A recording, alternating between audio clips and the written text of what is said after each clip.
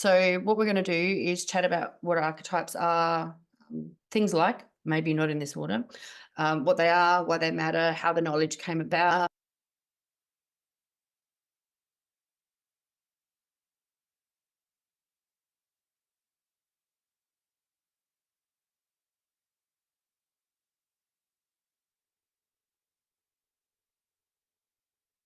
Share an easy way to access the knowledge, and Gary will look at what he does. What is that called again? What is TMI?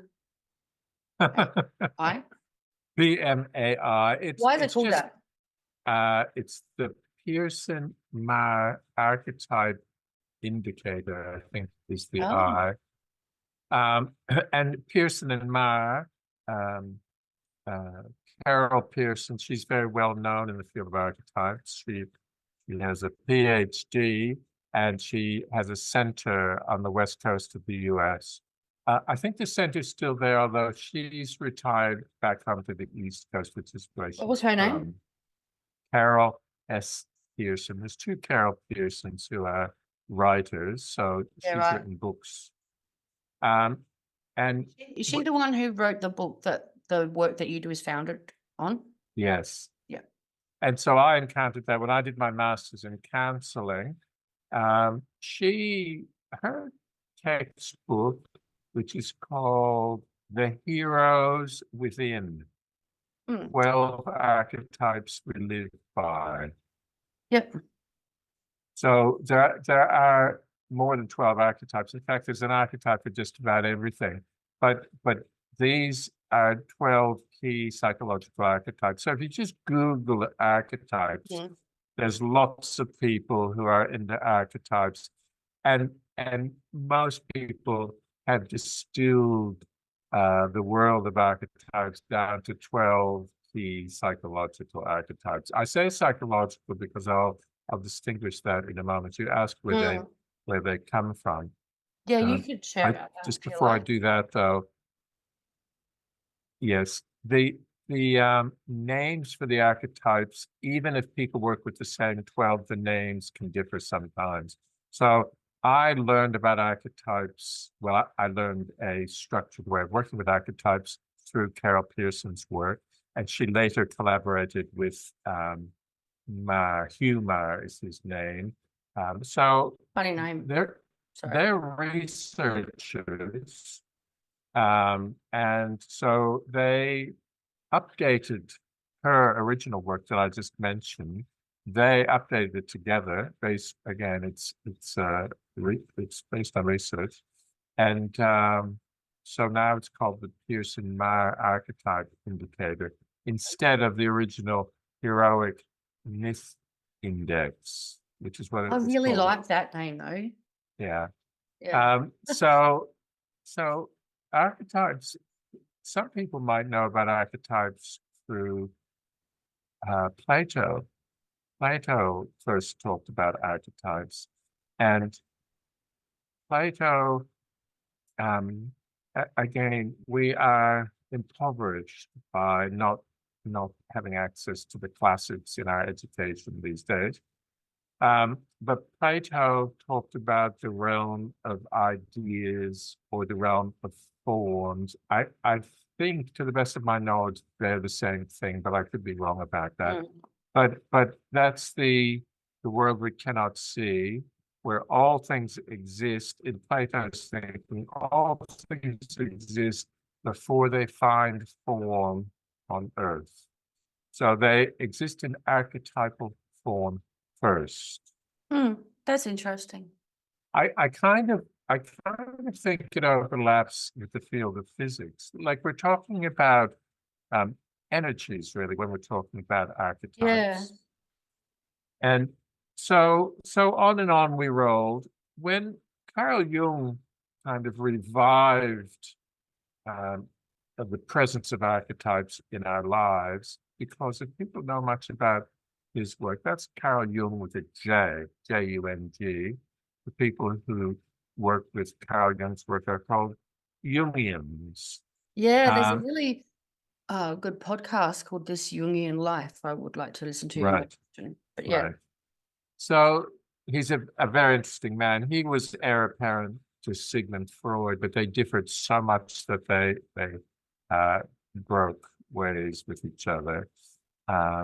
And so Carl Jung was very interested in uh, anyway, in what were called primitive cultures then, right? So the European, he was Austrian, but nevertheless, the European mentality went out across the world, right, into all these primitive cultures. So he went exploring, spent a lot of time in Africa, and he developed his ideas about archetypes.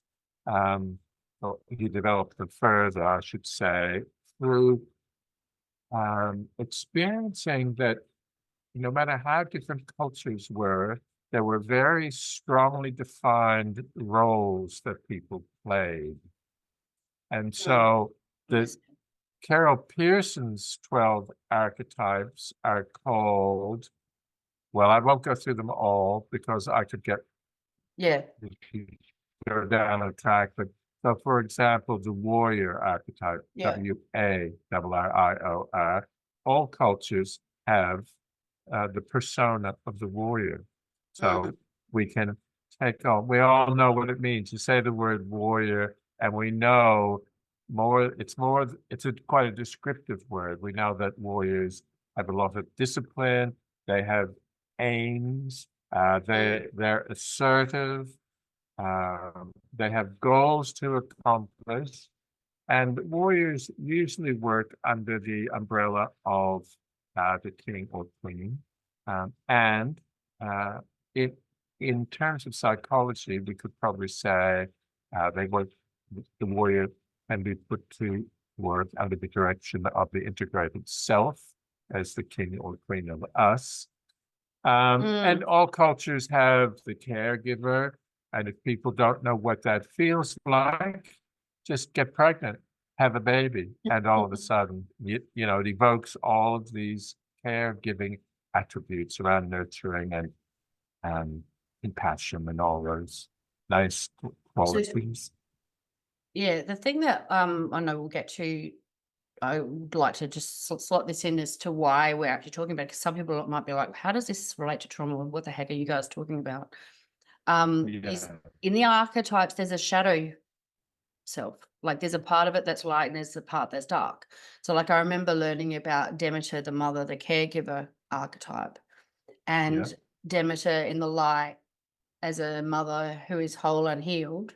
She actually trusts her child and trusts the world a bit more and helps her child get on their own 2 feet and is nurturing and caring.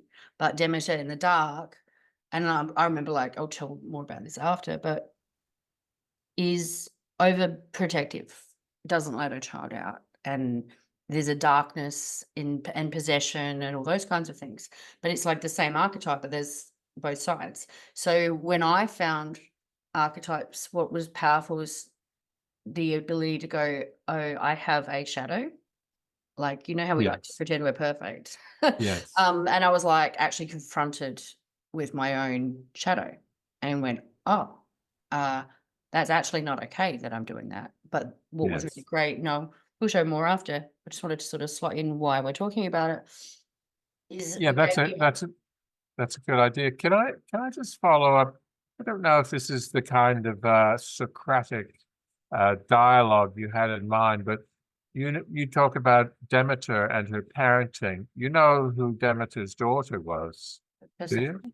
Persephone? Yep, that's right, Persephone. You know what happened to Persephone? Yeah. Yeah, okay. So for people who are listening who might be interested, Persephone was lured into the realm of Hades, and ate of the fruit that Hades gave, and seeds of the pomegranate, I think, and therefore was consigned to the underworld. That's Hades' realm, the underworld. Hades, you can think of it as the devil, and and Demeter then pleaded with, I think, Zeus to free Persephone. And the deal they worked out was that Persephone could come back to her mother's realm of the earth, for 6 months of the year and be in the underworld the other 6 months of the year. So talk about your shadow self. Persephone lived that out. And yes, so Well, Persephone brings spring when she's coming, when mm. the journey comes, spring comes with it. What are you thinking?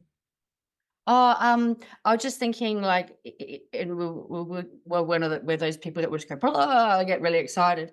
But that's another point of archetypes and the things that Carl Jung found was that there was a certain amount of characters and a certain amount of stories. And what I found interesting about the exploration across the world is that, oh, there's this story pattern here. Oh, there's this story pattern here. There's this story pattern here. Oh, they're the same story patterns, but they're in different cultures. And guess what? We didn't have the internet yet, so they weren't sharing them. The Yeah, same as God and Allah and yeah, whoever else. Um, but then in those stories, there's these characters, and oh, that character's like this character, and that's like this character. And so then it's like what storytelling for all time has actually been about us understanding our behavior and parts of ourselves, which is the yes, importance of fairy tales and yeah, myth and things. So he drew that as my understanding into, oh, that's why we have stories and we actually are those parts of self, and yeah, then extrapolating the shadow and the light. I went and looked at his work in the Flinders University Library when I went to uni for a while. It was very, very long, like very long, like meters and meters of books in a row long. really. I Yeah. wonder what they did with them They were at because Flinders Uni. They're probably still there. they're not. There's not a unit on Carl Jung's work taught in the whole country any longer. David Tacey taught the last unit at La Trobe, and it's probably it'll be 8 or 10 years ago now that was canned. I think that's ridiculous because, like, for me, when I've gone, okay, when I go back and look at my recovery in trauma stuff, archetypes is one of the first things that I found that set me off going, oh, I can move from dark to, oh, I have dark.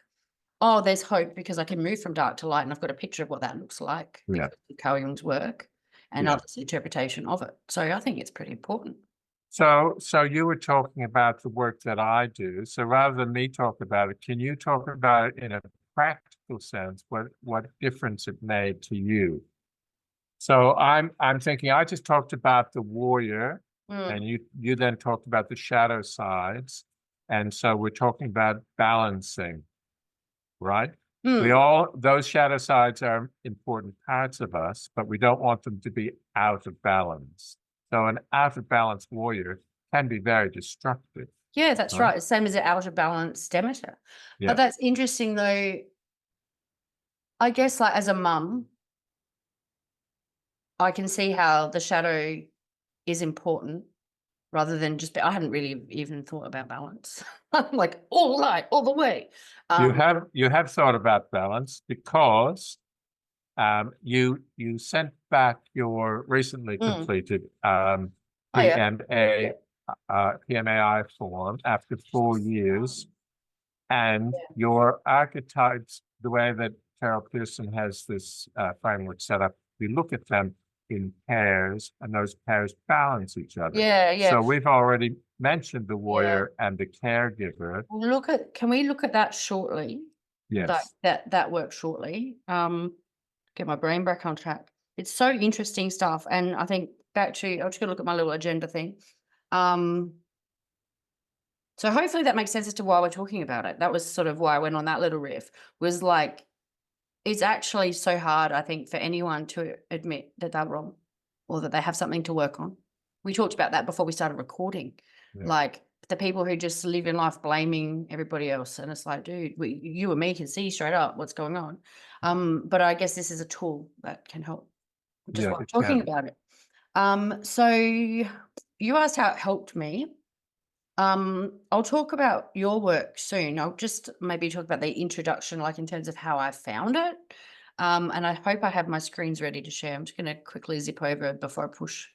Oh no. Share screen. See what's happening here. Maybe I'll share the links after. I did learn about it at university in psychology, but I studied psychology quite a long time ago now. I would have been in my mid-20s and I'm 45 now, so that is 20 years ago. But it was only touched on really briefly. But I actually decided to stop studying psychology.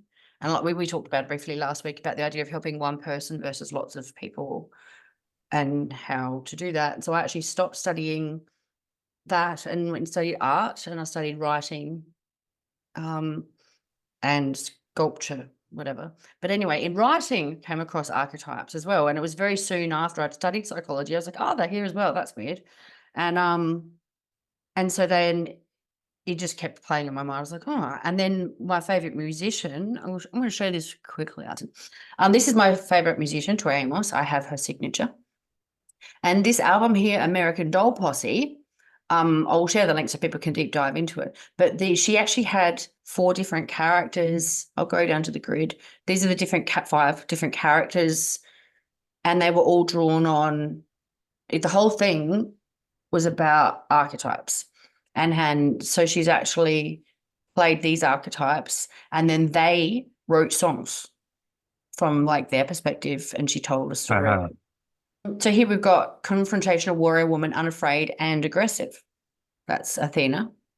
And those songs are quite dark. She did an amazing thing where she actually really extrapolated their personalities in like what they call an Easter egg hunt or something, I don't know, on the internet before she launched the album. So one had a blog and one had like a MySpace and one had like, they had different things.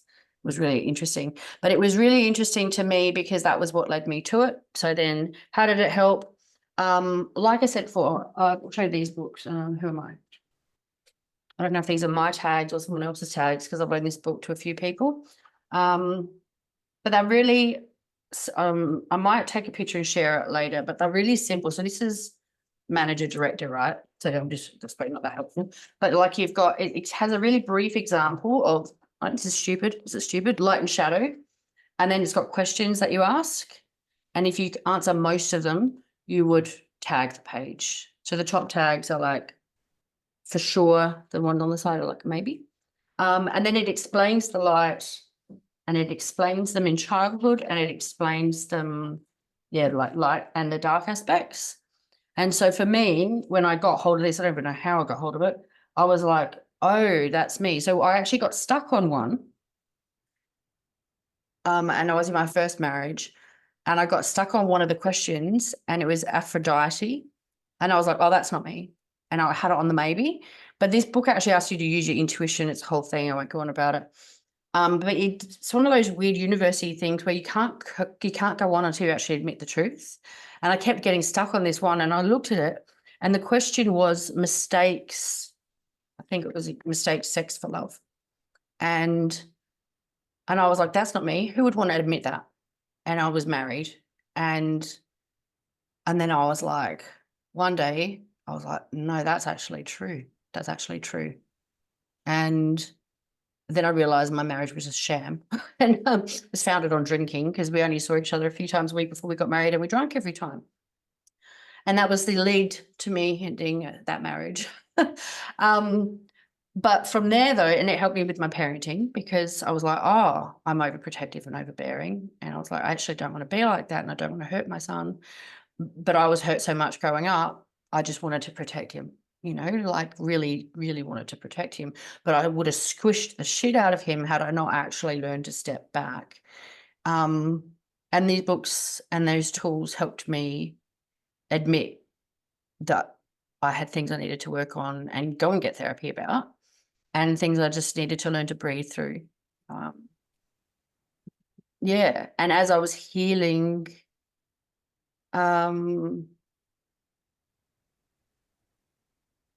sometimes and this was well before I came across IFS, and I think we've touched on this before about there being similarities.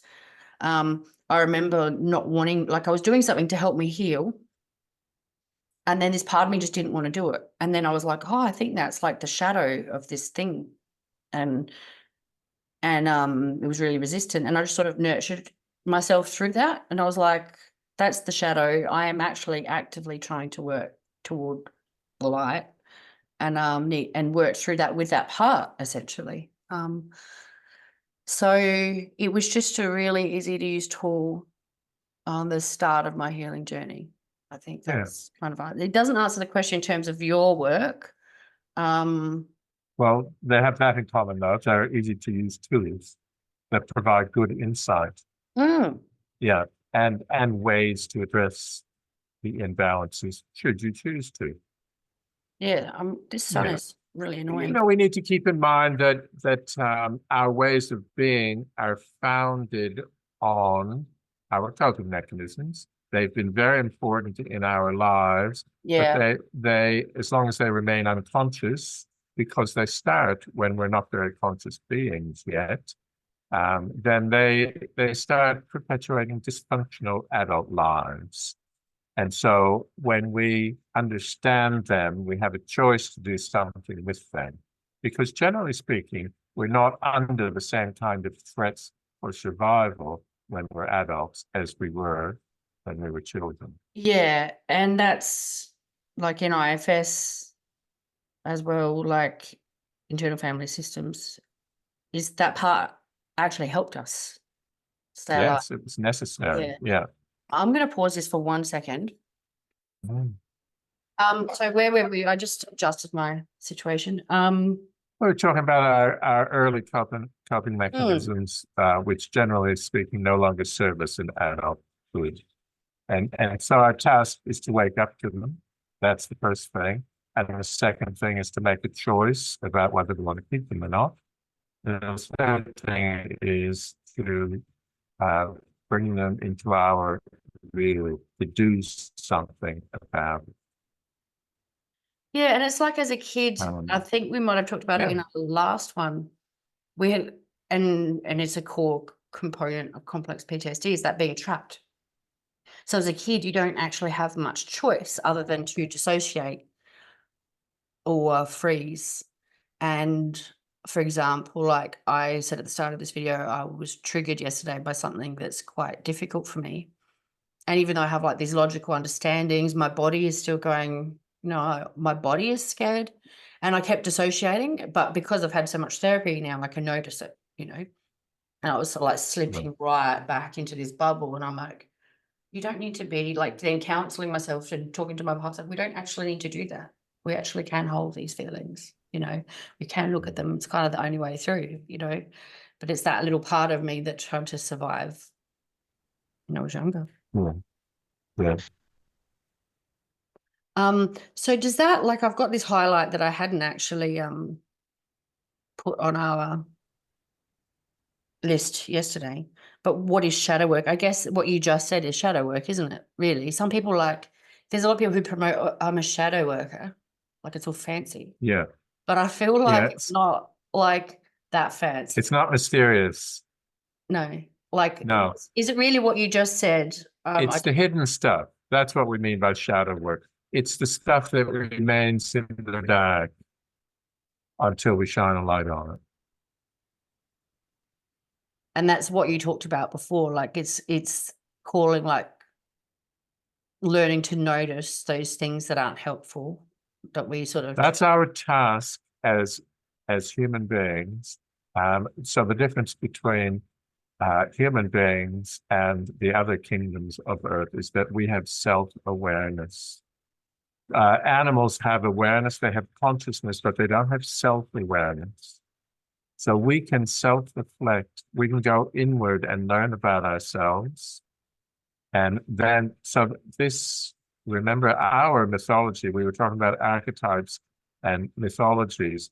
Our creation mythology is about, in the center of the garden stood the tree of the knowledge of good and evil, and we ate of it. And that kicks off human evolution, right? So we were banished from the garden, and the ideal would be to find our way back to the garden.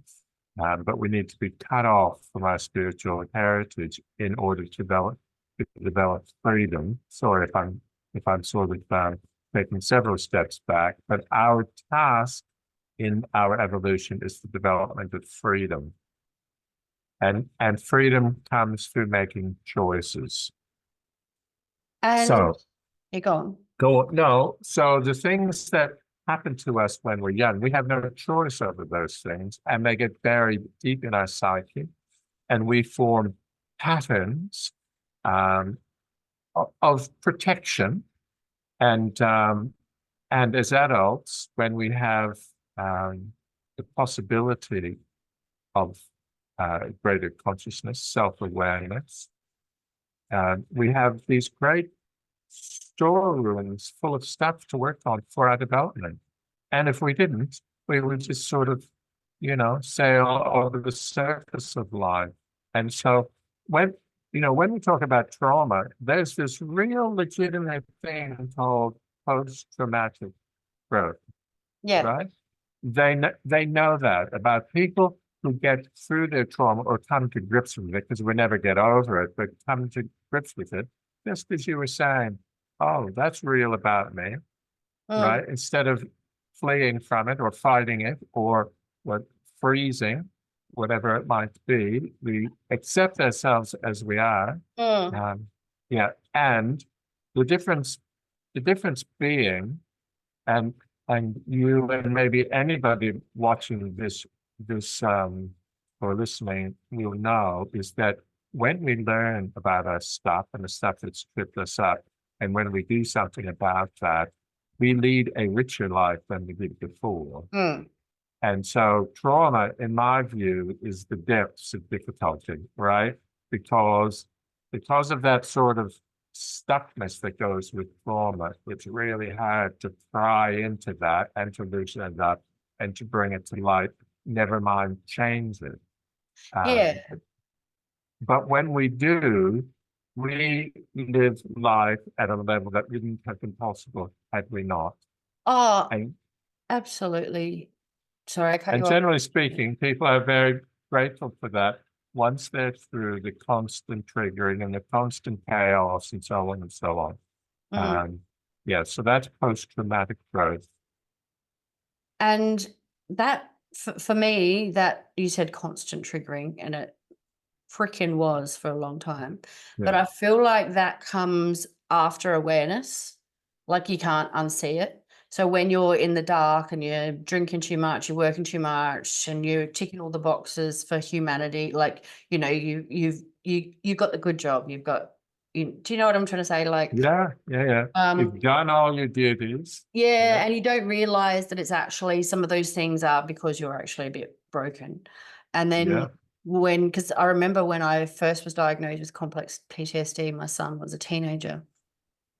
And then it was like this veil got lifted and I could see all these things and it felt like it broke me more. And he made a comment, he was a teenager, so I don't judge him for it. But he made a comment like, oh, it's like you're getting into it, like you're really getting into this diagnosis. And I was like, nah, I'm feeling things for the first time. I'm also realizing things that I never pieced together before. And it messed me up a bit. And I was like, damn, I wish I never opened that box, like, to begin with. But like if I'd have actually kept going down the trajectory that I was, my son and I probably wouldn't even be close now, yeah. because I was such a workaholic and I wasn't present. And it was really wanting to be a good mum and have a good connection with my child and make sure that he didn't grow up messed up that drove my healing. This is what happens when I get triggered. I forget what I'm saying. So what your son pointed out to you, perhaps, like you're really getting into it, what you did, perhaps, you can confirm or deny, is channel your alcoholism into your healing. Channel my what you Like were. you took the same approach with your workaholism, right? So Yeah, like I went all in. you went all in because you do. Yeah, I wanted it done, and You it's not you done. just went in a direction that, so somebody observing you before that might have said, you love your work, don't you? And you would have said yes. But the point is, it's the drivenness, right? If you can find a calling or a direction for your drivenness, that's what satisfies. This is the adrenaline.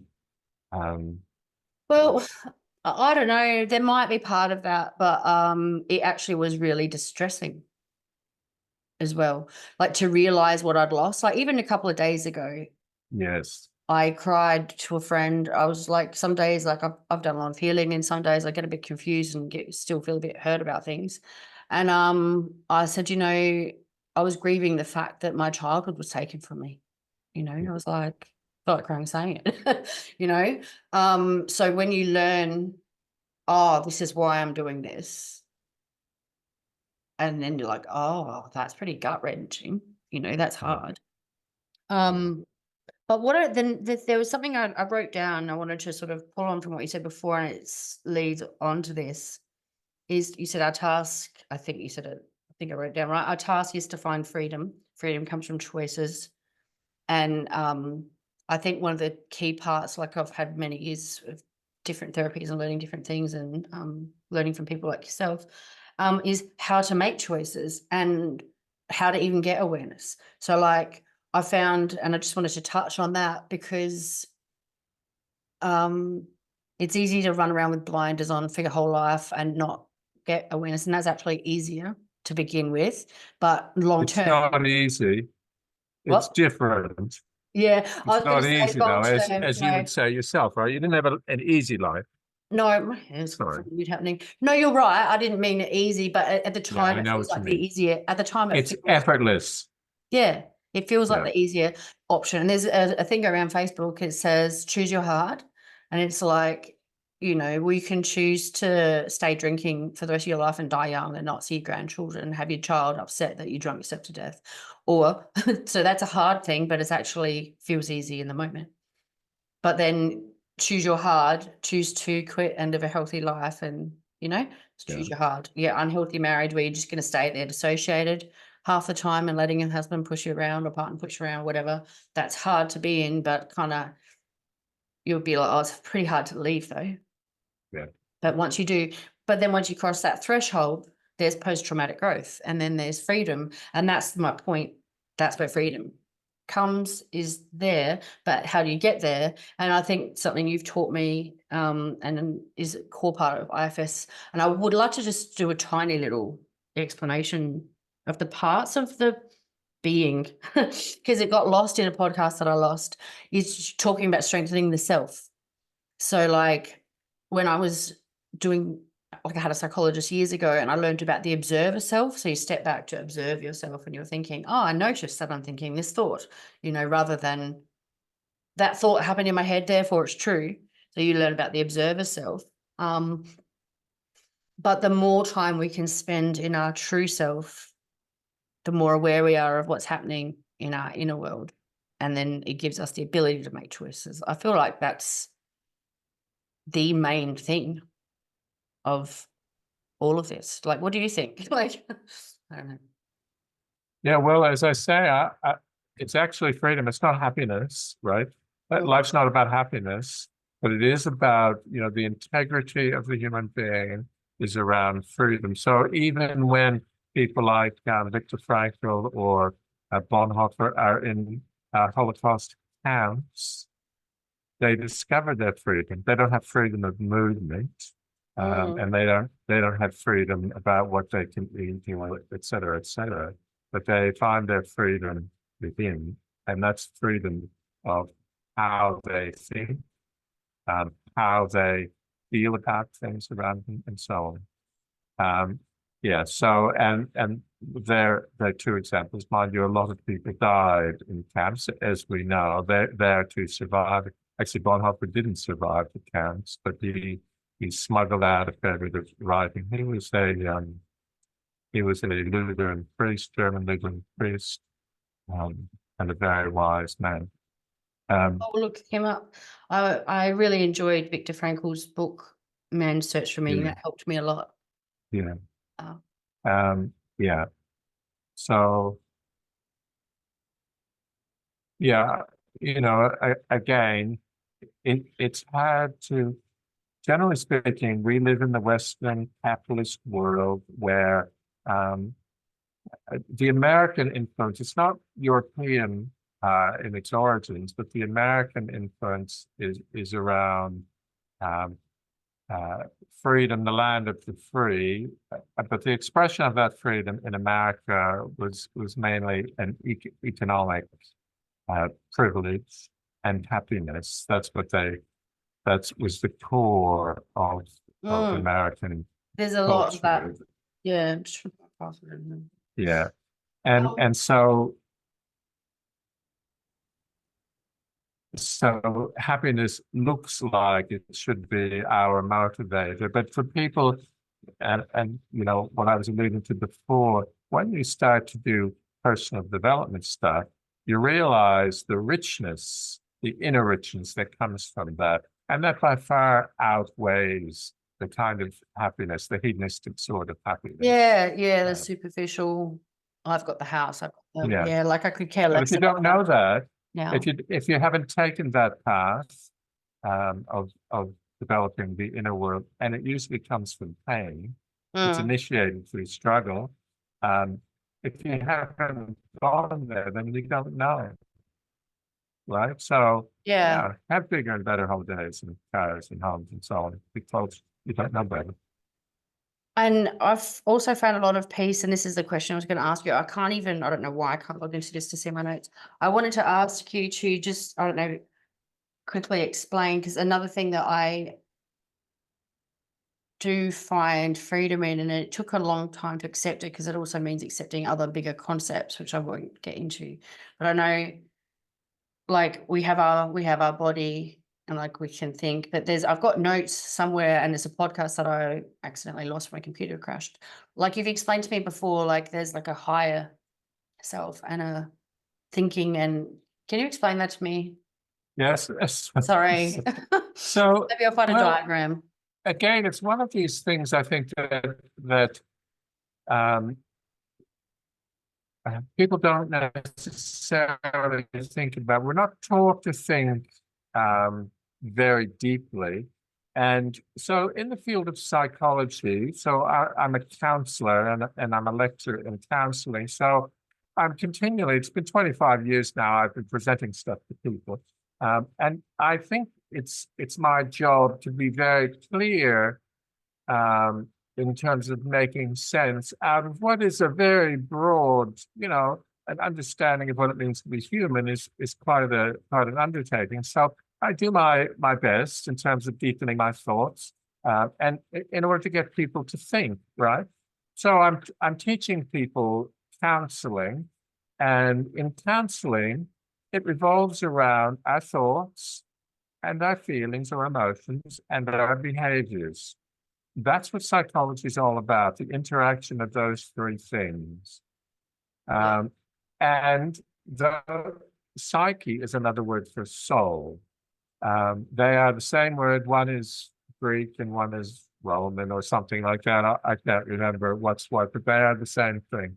So the faculties of our psychological makeup are thinking, feeling, and behaviors. Mm. But what is it that holds those things together? So when you get triggered, those three things are not integrated anymore, are they? Your thoughts will be all No. over the place, your emotions are all over the Yeah. place, your behaviors Yeah. are all over the place. Yeah. What holds them together? Well, when you're highly triggered, not much. No, But when you're triggered, not much. But so you mentioned IFS. So there's a few models of therapy that now are very happy to talk about the self with a capital yeah, S, right? and you spoke about that from psychoanalysis. Synthesis, Synthesis. psychosynthesis. Yeah. Yeah. Um, But like that's what helps me now a lot more is tuning into my true self. And like my true self is, I believe, my soul, and isn't afraid of anything. Like that doesn't need to be. But it's my body yeah. that holds memories that Yes. gets wigged out. And then I'm like needing to bring myself back together by Yeah. tuning into that.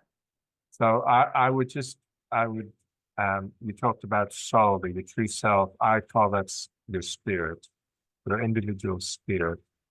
Those other bits of you, thinking, feeling, and willing, those comprise your soul, the psyche. Thinking, feeling. Yeah, so this is where I get confused. I'm going to need a diagram because, like, it's like, so is soul and spirit different? Yeah. So what Where I'm I get talking stuck. about is the part of you that can go away down the beach or whatever and pull yourself back together. Or you can observe yourself. We talked about observing yourself. Yeah. Some people call it the witness. I think the term self needs to be understood as distinct from my thinking. So I have thoughts, but I am not my thoughts. I have feelings, but I am not my feelings. I have um, I have a body, but I am not my body. I'm greater than all those things. And we've got a meditation that will link to this. Yeah, I'm a pure and eternal spirit of consciousness and will, is the way that meditation rolls. Yeah, so we have the power to step outside of our thoughts and our feelings and our behaviors and take charge. Mm. Otherwise, we will be victims. Trauma people will always be victims of their triggered responses until they can do that. It feels so good to land there. Like, I Insight Timer has a bunch of meditations by Richard Schwartz as well. And he talks about, like, as your parts, as you settle the parts of you that are upset and come into your true self, allow that. He says that there's so much spaciousness, like it feels so open, and like you can actually hold the hard things and you can choose to go there, it's a beautiful thing. So shall we circle back? Have you got anything else you'd like to say on that before circling back to the PMAI stuff? I do want to just, with internal family systems, it is designed, it might not appear this way at the outset or from the outside, but it is designed specifically to strengthen the self in relation to the parents. So you're doing IFS work at the moment, I think, or you have done, and you will notice that the therapist is asking you to speak to those parents instead of talking to those parents itself, right? So is the self the soul? No, the self is the spirit. Why can't I get this? The soul are the bits. Thinking, feeling, and willing are the faculties of the soul. But when we're talking about parts, we're talking about constellations or complexes. Freud and Jung both called them complexes that have thoughts of their own, rationales of their own, values of their own, behaviors of their Oh, own. I see. Yeah. But so the idea in IFS is getting you to speak to that part, ask it when it arose, what it does for you, et cetera, is to strengthen the self in the eye of the part, right? The part of you needs to gain confidence that there's somebody in charge here before they can let go and integrate into the full personality. So that's the gift of IFS, is strengthening that self through all of those dialogues. That's the intention. And I think that's where it sort of, for me, I don't know, make sense, circles back a bit to archetypes, because for me, I see a strong link between those parts and archetypes in the shadow. So like when I've done over the last year or two, year and a half, a lot of IFS work and a couple of different therapies, more breath work, stuff like that. And I did the fresh PMAI, and look at how I grown, Yeah. And so I feel like they've got to be linked, like, because I've worked through those shadows and integrated the parts of myself that are wounded and taken on the strengths with the awareness of, other things like shadow. But yeah, I don't know. Does that make sense? Yes, absolutely makes sense. Yeah. And you have the evidence to prove it. Shall I pull it up? Yes, sure. And what I like about this, like you referred to this book before, so this is a book that people can get. People can look into this in different ways. So the updated version of the one that I studied 25 years ago, as I said before, was called The Heroes Within 12 Archetypes That Live By. When they updated their research and republished it, the publication was then called whose life am I living? Yep. I think I have it on my bookshelf behind me. Should I go check? Yeah, go check. I'll go check. We'll leave people just to look at this screen and wonder what it means, and then you can explain it in a minute. So this is the awakening the heroes within 12 archetypes to help us find ourselves and transform our world. Yep. In that book, near the end of that book, is the survey that you fill in to, the original form of, you keep talking about the PMAI. Well, the Heroic Myth Index is included in this textbook. And so when you read all those chapters, and this is a much better read than the other book, except the research is not updated. Yeah. So I was working with this for years. When they put out their next publication, I was a little miffed by that, right? Because I thought I'd nailed this, right? I got it. And I was in touch with Carol Pearson, and I said, is it necessary to use the updated form? Yep. And she said, yes, don't use the old form. So on the basis of her own research, she was convinced that the updated version was better. And so I went and I cross-referenced every response and every question with its outcome. And indeed, I could no longer use the old Okay. form. So that's the old book. So here's the new book. What Story Are You Living is the name of the book. The reason we're looking at this, because we'll probably wrap up soon, is to show using archetypes in healing in action, I guess. So it's a self-assessment tool, and the outcome.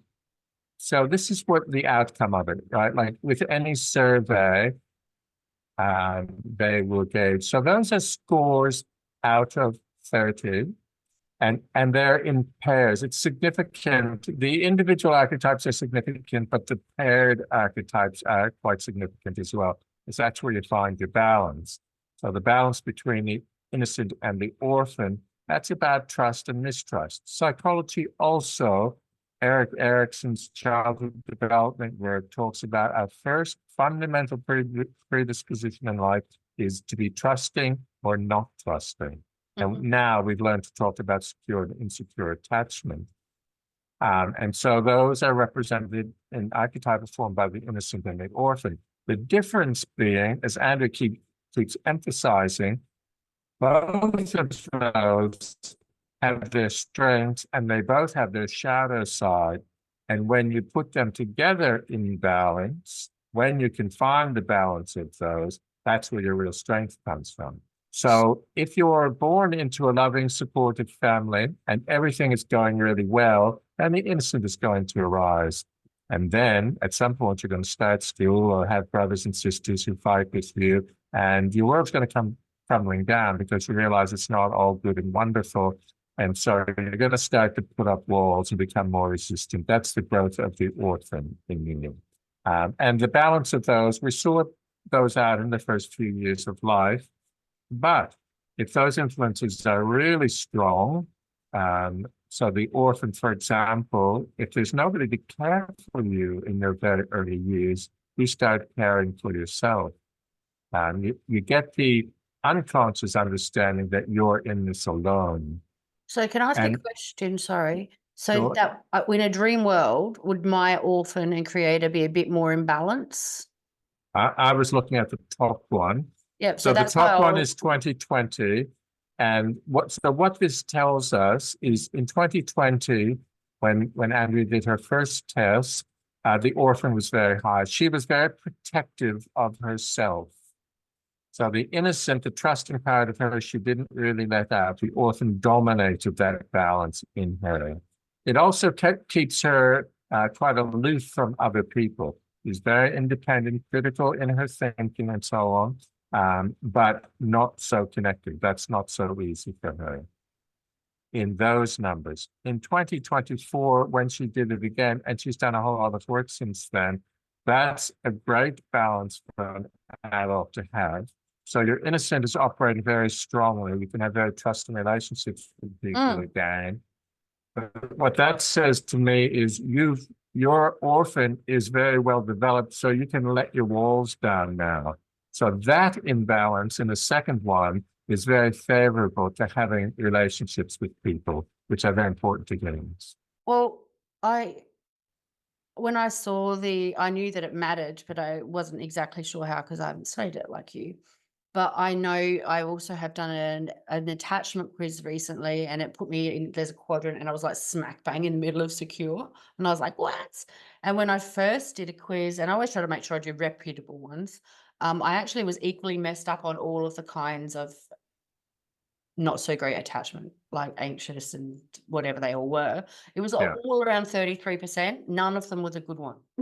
right. And, um, yeah, so yeah, you keep going. So those things in that first test, so I wrote up a couple of pages for Andy. We also talked about it, but Do you want me to uh, look at it at all or not? well, we probably don't have time, No, that's Andrea. fine. I can just speak to it. So, the warrior and the caregiver, they emerge. So, where I learned this in university was in the developmental stages of life, right? So these also go across the lifetime. They unfold in their time. We assimilate these archetypes, these archetypal energies into our being, and uh, they find their place, and then the next ones arise. That doesn't mean we've mastered those, um, and we might have to go back and revisit them. Mm. Particularly the innocent and the orphan, which are very formative ones, that trust and mistrust business. Andrew's warrior and caregiver were really well balanced the first time around. The warrior is stronger than the caregiver now, but not alarmingly so. We should pay attention where there's a gap of 5 or more points. We're encouraged to have a look at that. But that gap doesn't apply to the innocent and the orphan. It also doesn't apply to the destroyer and the creator. I'm probably getting too detailed now. It's all So right. your seeker and lover were really well balanced, and they are still very well balanced. The creator and destroyer, I know that this was a concern of yours at the time. You have a lot of creator energy. You can see lots of possibilities for the future. Connect with stuff that you really want to do to bring into the world. That's the creator at work. It's a midlife archetype. Yeah. Was really strong for you in 2020, is even stronger now. And your destroyer in 2020 was really busy letting go of shit. And it is still busy letting go of shit, but it's enabling the creator to be more active now, right?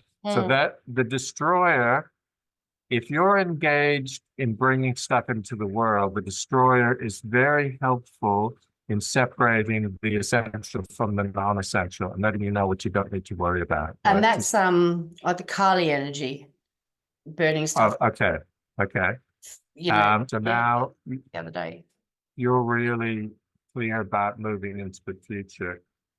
And you've let it, I know that you've let it go a lot of stuff. You've sold your business, you've moved house and so on and so on. So that's the destroyer making things possible for you. Mm. The ruler and magician, perfect balance now. If you look at those numbers, full stop, you're a high energy person and those numbers show that. But right now, the magician and the ruler are in perfect balance. So that's how we manage the world around us. The ruler does it through being organized and, it's an interventionist, right? I'll handle that. Thank you very much. Mhm. Bam, bam, bam. And the magician takes into account that we all have our own tasks and lessons to learn. I can just stand back and let things unfold. Well, Um, that's something I've really learned a lot. I won't keep going because I love learning from you and I'm here to do that.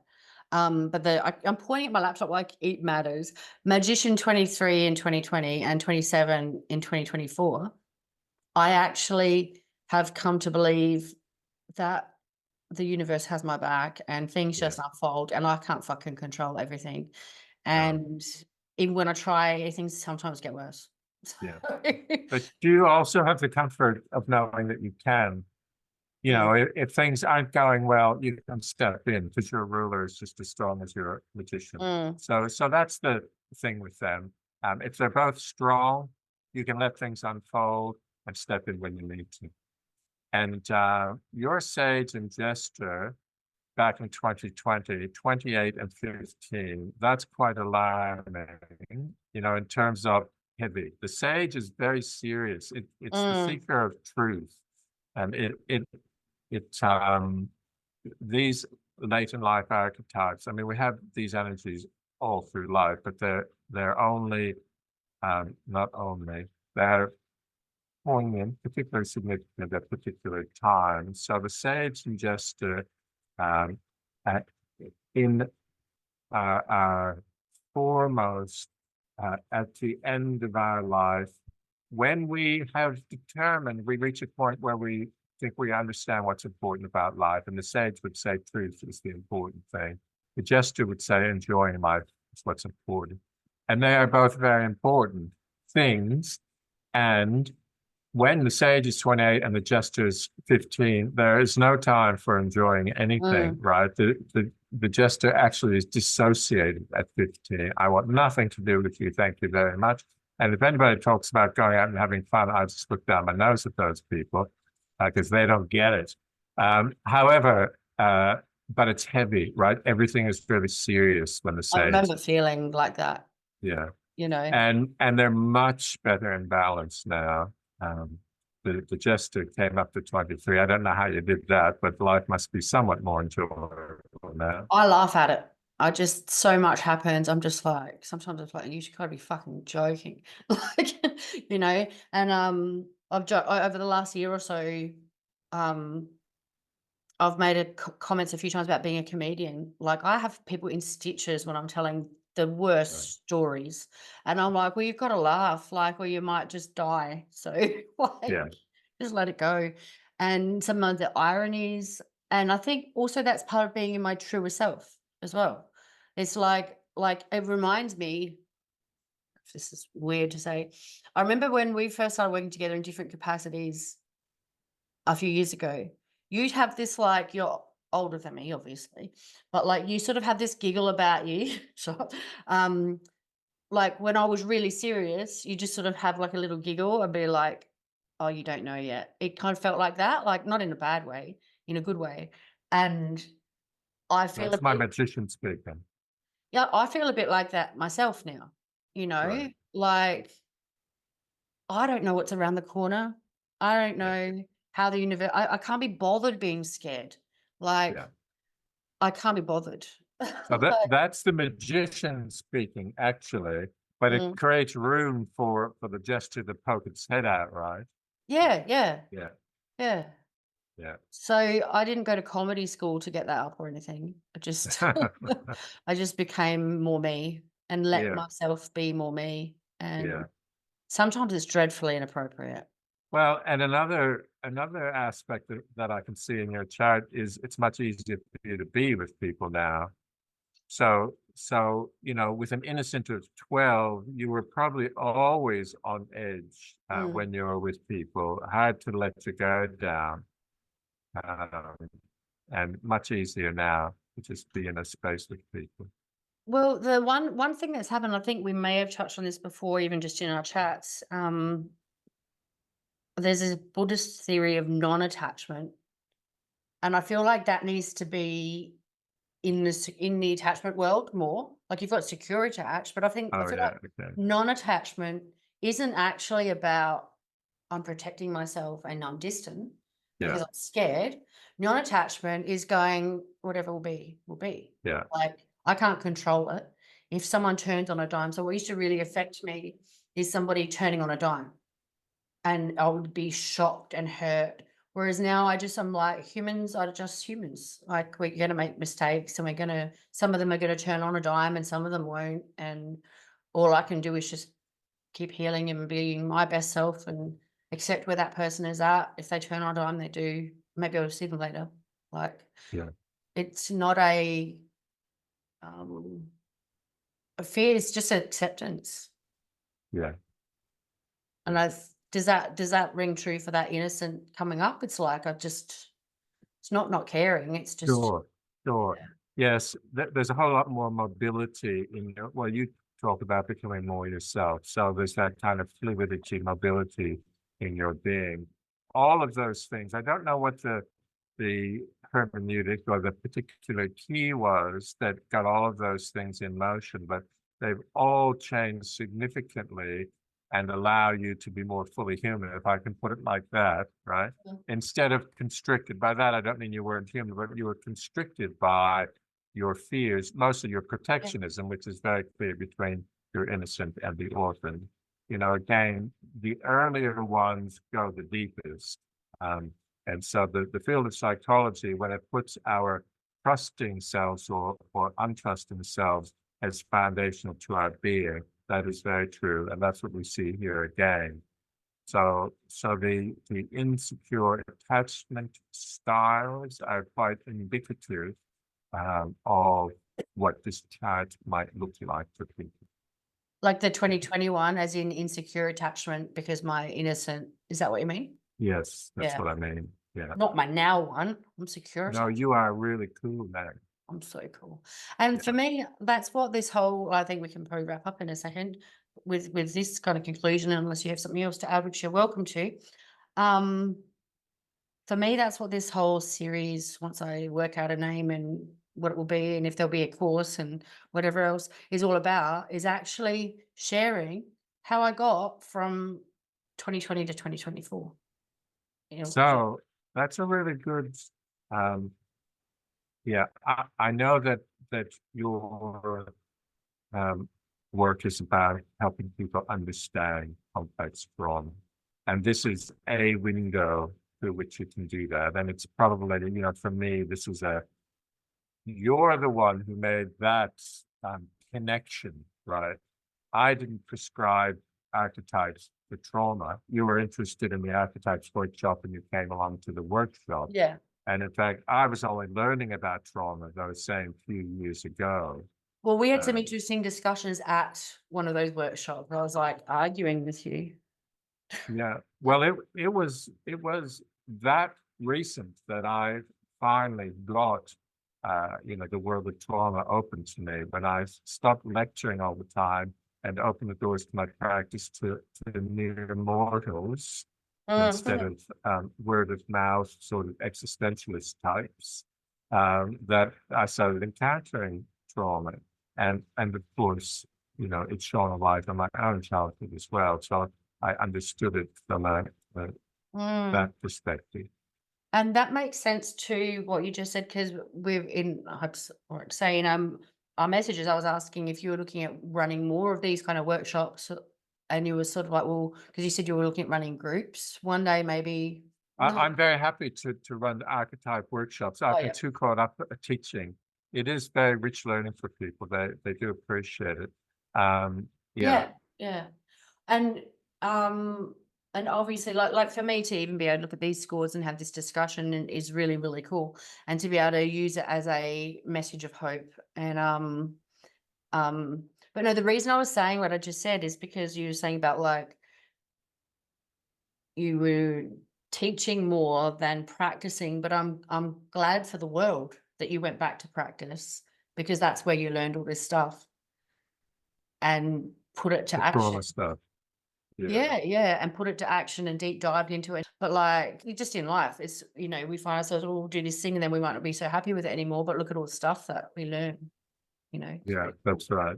And they all, you know, I think I know it's true of me, and I think it's true of you that our right brains are quite operative, and we synthesize stuff. And so we learn this and we learn that and we see how they go together. And then we learn that and we can see bits of that that belong in that, you know, Mhm. vortex or complex or whatever it might be as well. That's what I like about teaching counseling, actually, because young people learn things in silos and they teach things in silos. And there's not many people left my age teaching in the tertiary sector who can hold things together because of the decades of experience that we've had. I Mhm. know other people who can do that, but so, everybody moves out sooner or later. But my students tell me, ask me the kind of questions that just get me going on these long rants, and they say, "We love it when you do that," and I get Mm. why, because that's the stuff I loved when I was young. What holds all these notions together? You know? And you're excited about it too. Like I remember earlier and you were like, "Oh, I'm not sure if you wanna have this kind of conversation," but you went down this whole other rabbit hole. And because you've got so much experience and knowledge, like it just comes out. And I know because I'm kind of the same, like, I don't know if I ever told you, I always joke that I'm giving TED Talks. I'll be like, "Thanks for coming to my TED Talk." Right. And I was teaching in my old studio a while ago, and this lady, she sat down on the floor and crossed her legs and looked at me and smiled. And I was standing up and I looked at her. I said, "What are you doing?" She goes, "I'm waiting for my TED Talk." And, it's that same thing of the joy of bringing things together and explaining them to somebody else in the hopes that their life will help them, Yeah, or that message might get taken to somebody else, or it will impact the world in some way, which is exciting. yeah. Oh, it's exciting. I don't think we have anything else to say about archetypes. Do you have anything else to say about No, archetypes? we should let these people go. Anyone who's still listening, they deserve a gold star. We'll give them a gold star. Okay. Well, Yeah. let's say sayonara to the world. Thank you. I'm going to press stop share. We can say bye properly. Sayonara, world. Sayonara, world. Thank you for listening. She's making fun of my accent. Probably accidentally. Sayonara, world. Yeah. Thank you for joining us on today's deep dive into trauma recovery, archetypes, and finding freedom within yourself. Today, we looked at how post traumatic growth comes from awareness, integration, and facing what's been lost, which is really important. It's not about just flicking through into acceptance, it is about facing it and sitting with it. That's one of those things that is very uncomfortable, but very worth it. We looked at the importance of identifying and balancing your archetypes. We looked at the archetypes of innocent and orphan, creator, destroyer, sage, jester. And you might remember that my sage was very strong and my jester was very weak, and my jester got a lot stronger, which is super exciting. We also looked at using internal family systems to strengthen yourself, which allows your inner parts to trust you and to integrate. And you can head to the show notes to be linked to a mindfulness practice to support you with that. That's led by Gary. I really wanted it and I wanted the world to have access to it. And the Spotify stats say that 45-year-old women listen to it a lot. And I think it's all me. Anyway, that's how much I love it. We also looked at the power of self observation, non attachment, and humor as tools for navigating life with more ease and flexibility. So, self observation being really key. We'll talk about that in a second in the practices. Non attachment to your own behaviors and failures. You might feel like a failure, but it's about becoming non attached to that and just noticing. And it's the same as non attachment to outcomes and stuff and things, which is an interesting big one we could look at another day. And humor has been really helpful for me. So to the practices, I do have notes because it's so much easier. This thing has a teleprompter, but I don't like it. Okay, observe your parts. We did do this in the last podcast, but this is a bit of a deepening of that. What you want to do is notice when a specific part of you is reactive and gently ask it what it needs. So what that looks like is you notice, oh, I'm up in my head having an argument and having 5 imaginary conversations in 5 different directions. So you notice that, oh, I notice that I'm doing that thing where I overthink, overplan. And then you go, well, that's a part of me. It's a part of me that's scared or trying to protect me. So then we can go, hey, little part, I noticed that you're a bit scared. What do you need? Now, there is a great practice. Grab a pen, write this down because I don't know if I can link it. By Richard Schwartz on the Andrew Huberman podcast. They've got the long podcast explaining internal family systems, which is really beneficial. And then there's also a little itty bitty one that you can just follow along as a practice, which is a great taster. So you don't have to do this by yourself in your imagination. So definitely look that up. You can reflect on archetypes. So which of the archetypes from the episode feel strong? So if I say to you, which one did you resonate with the most? Do you remember going, oh, gee, I'm really in destroyer land, and okay. And there's a place for destroyer land because that's how you get to creation land. But anyway, so which archetypes feel strong and might need more attention in your life? To do this, again, you notice what's happening, and then you can think about, well, what triggered that? So what triggered that imaginary conversation that went in 5 different directions? And for me, it might be an important relationship that I'm struggling with that I really want to be healthier. And that triggers like abandonment stuff, which is my orphan, which comes from childhood. So you need to analyze everything, but we can notice it. And just by shining a light on it and starting to notice, we can start to be more tender with ourselves. Like I'm an emo goth kid. And you can do things like I've said before, which is if you're feeling very serious a lot and everything's really, really hard, and we can bring in some play and some humor. And to do this, I actually watch comedy because it does things to you hormonally in a good way. And I'm sure that there are science words for that. And I didn't look them up before I said the thing. So I don't know the science words right now. But, good things. Comment if you know what the good things are and which hormones are doing the thing. Okay, if you found this episode valuable, don't forget to like and share and subscribe to the podcast so you never miss an episode. And remember, the path to freedom starts by being aware of your inner world, your thoughts, your little parts that are kicking off, all those kinds of things, your feelings, the way your body reacts, the way your body tenses. When we start to become more of that, we can reflect, which helps us do the damn work. Until next time, take good care. And thank you for doing your bit for the superpowered revolution, because the more of us that evolve, the more of us will evolve, and the more of us that heal, the more of us will heal, which is really exciting, which is why it's a revolution. This is pretty much the end of this podcast series, I think.